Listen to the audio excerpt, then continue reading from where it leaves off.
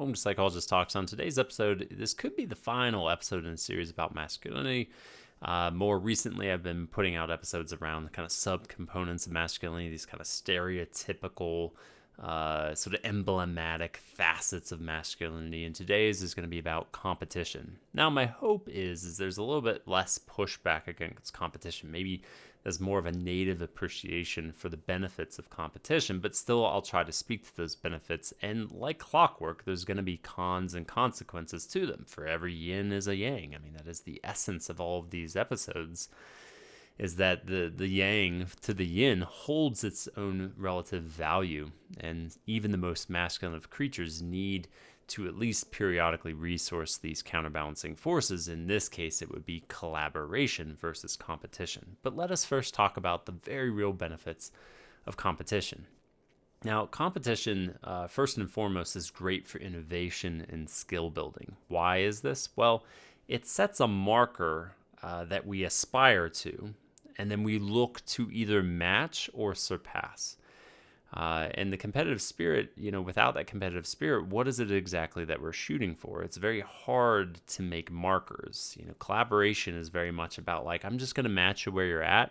I want to vibe with you. I don't want to supersede you. I don't want to overstep, et cetera, et cetera. Now, that's not totally true, because what's really cool about competition is it sometimes in of itself breeds collaboration within a team. But maybe I'm going too fast here, so I want to peel back and say it's great for skill building, because it's look at what this other person can do. I want to match it or I want to supersede it. Or when it comes to innovation of look what this other company is doing. Look what this inventor has done. I want to, again, either match it, make it more efficient perhaps, or maybe I want to exceed it. Now, there are certainly not so good versions of this. So think about competition between countries. The healthy side of this could be anything of how a country is reducing carbon emissions, or say how cutting the edge they are when it comes to technology or motor vehicles, or how they produce energy, whatever it might be.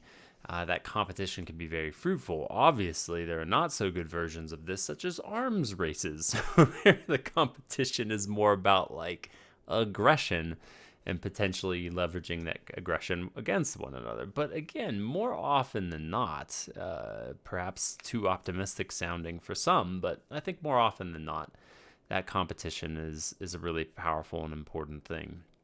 Now, there is a subtext to that competition. Is I think the best version of competition comes with mutual respect.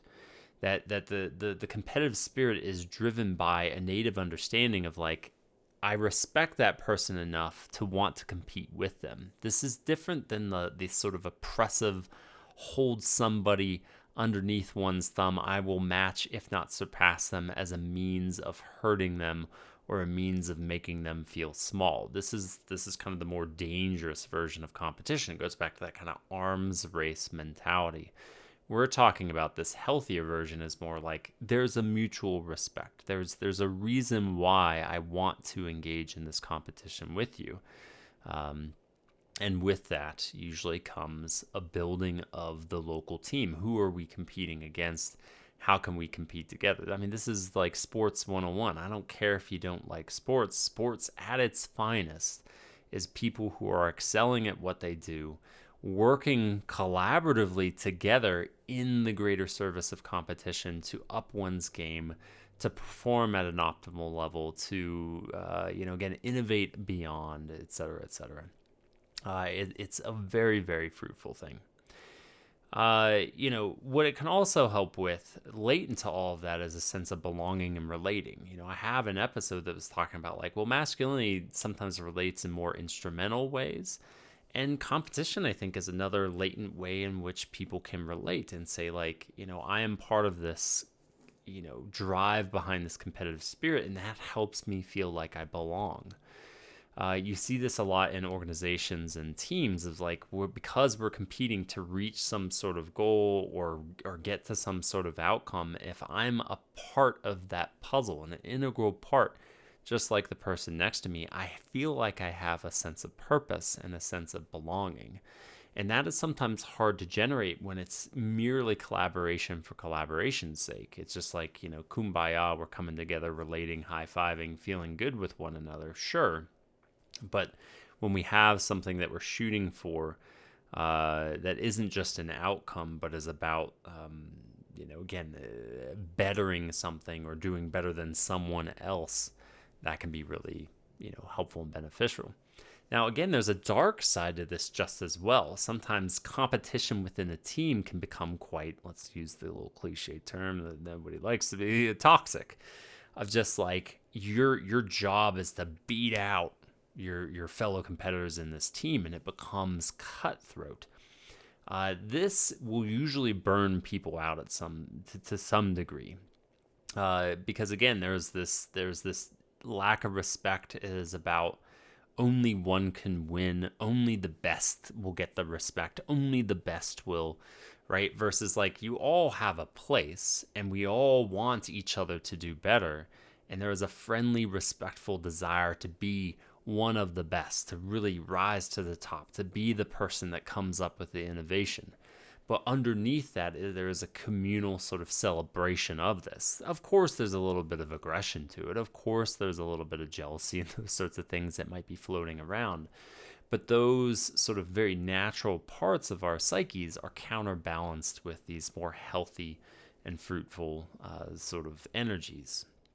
Like I said, all yins have a yang. So you'll notice how I'm talking about the collaborative nature of the competition becomes incredibly important, because otherwise competition with no desire for collaboration or no sort of mutual respect becomes simply an oppressive force. It becomes this sort of purely aggressive for aggressive sake. It becomes extremely ego driven, and it becomes about besting and humiliating other people.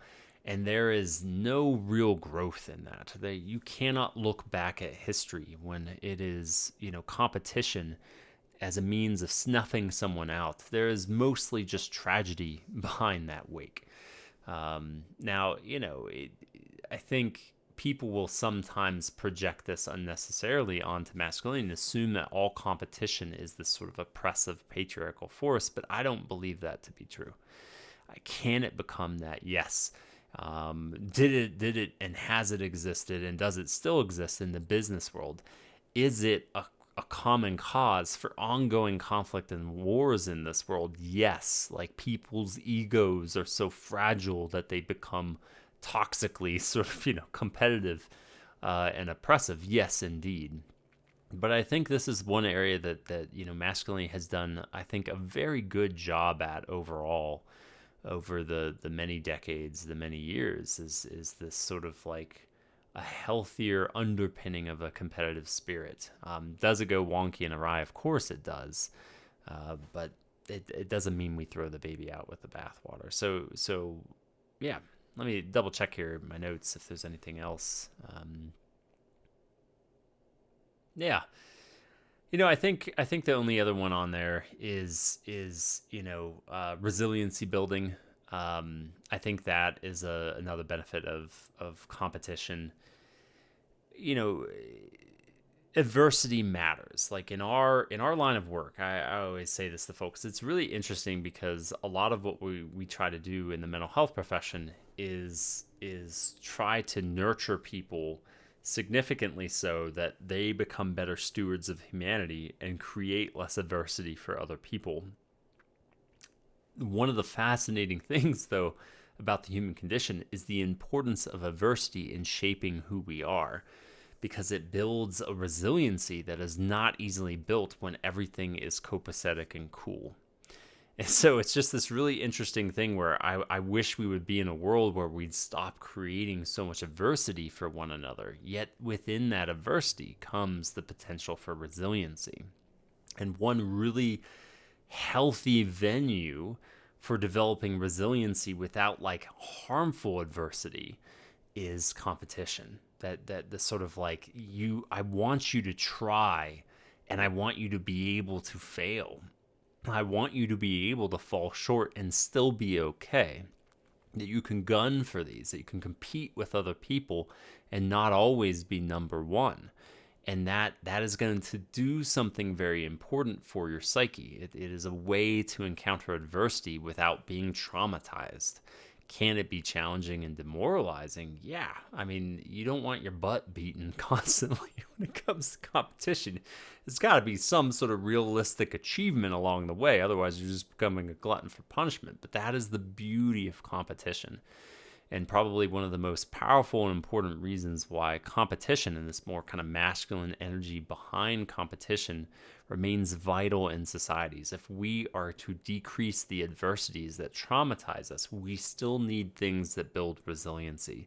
And competition is probably one of the most effective ways of doing so. Healthy, again, grounded in respect, grounded in this sort of mutual sort of vibe of collaboration. Again, think sports. Again, I don't care if you don't like sports. It is such an easy access point of like, why does it work? Why do you see, not when people are throwing punches at each other, but why do you think you see when people are after the game going around and be like, hey man, great seeing you again. Like truly, they seem genuinely happy to see one another despite being on different teams and despite there being one of the losers, somebody who's on the losing end. Healthy competition. So yeah, I think that's it for this episode. It went pretty quick. I thought it was going to be a little bit longer. Again, I don't have any future episodes planned for masculinity. I don't bill myself to be an expert. It just felt like an important thing to explore. So I hope you've found, if you've listened to or watched this series, I hope you found it somewhat interesting, the current status of masculinity, a little bit about me, and then a slew of sort of components of masculinity and the benefits, but the also potential dangers therein. With every yin is a yang, and that at the end of the day, when we resource both the yin and the yang, we often do ourselves a lot of favors, and masculinity included. How can masculinity honor these essential components of masculinity, but not be so sort of guarded to not at least periodically resource the yin to its yang? So, or its yang to its yin. Anyway. Well, as always, thank you for listening and watching, and stay curious.